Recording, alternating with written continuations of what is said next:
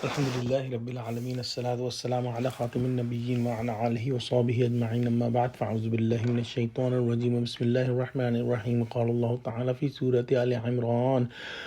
وَلَقَدْ صَدَقَكُمُ اللَّهُ وَعْدَهُ إِذْ تَحُسُّونَهُم بِإِذْنِهِ حتى إذا فشلتم وتنازعتم في الأمر وعصيتم من بعد ما أراكم ما تحبون منكم من يريد الدنيا ومنكم من يريد الآخرة ثم صرفكم عنهم ليبتليكم وَلَقَدْ عَفَا عَنْكُمْ وَاللَّهُ ذُو فَضْلٍ عَلَى الْمُؤْمِنِينَ. Translation: And Allah had surely fulfilled His promise to you when you were killing the enemy by His command, till the time when your people lost courage and disputed about a matter ordered by the Prophet and disobeyed. After Allah had shown you that victory, what you love to see, some among you are who desire this world, and among you are some who desire the lasting life of hereafter. Then He made you turn back defeated from them so that He might test you,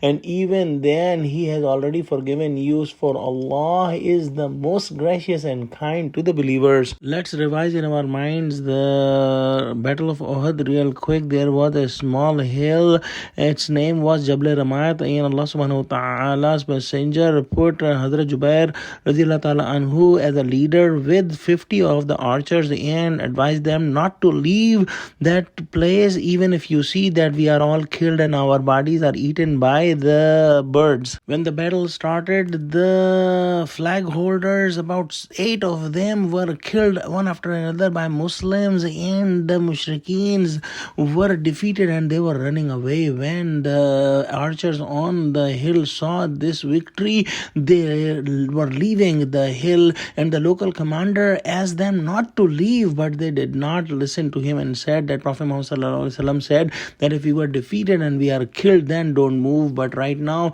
we should move, and they left. Khalid bin Walid saw this opportunity and with his horsemen came to the hill and killed all those archers that were left, about 10 of them, as 40 already had left. And then he attacked with his horsemen the Muslims from their back, and the Muslims were panicked by that, and the kuffar that were leaving, that were running away, they also returned back, and the Muslims were sandwiched between the two groups of disbelievers, and they were defeated at that time. And one thing we must understand, that the archers did not disobey the command of Prophet Muhammad sallallahu alaihi wasallam, but they disobeyed the command of the local commander. In one hadith, Prophet Muhammad sallallahu alaihi wasallam said that whoever obeys me obeys Allah, and whoever disobeys me disobeys Allah, and whoever obeys my appointed commander is obeying me, and whoever disobeys my appointed commander, he disobeys me. And that's what happened, that the archers disobeyed the local commander and they left their spot. So Allah says in this ayah that Allah subhanahu wa ta'ala had given the victory to Muslims, but when they disputed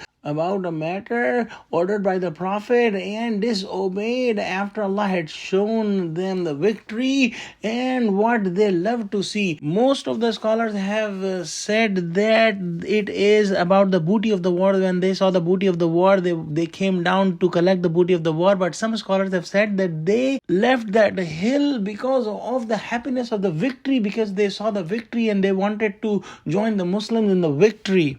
Because the distribution of booty of war was already decided in the previous battle of Badr. Then Allah subhanahu wa ta'ala says that some among you desire this world and some among you desire the hereafter. So those who were desiring this world, meaning they were desiring the booty of war, or by the other scholars, they were desiring the victory, it was for the world, and that caused them to lose the battle. Allah subhanahu wa ta'ala also mentions in this ayah that Allah already has forgiven them, though there is no point of making any arguments or suggestions about those Sahaba who left the hill. Indeed, Allah is the most gracious and kind to the believers. Oh Allah, give us true understanding of Quran. Ameen. Wa akhiru da'wana alhamdulillahi rabbil alameen. Assalamu alaikum wa rahmatullahi wa barakatuhu.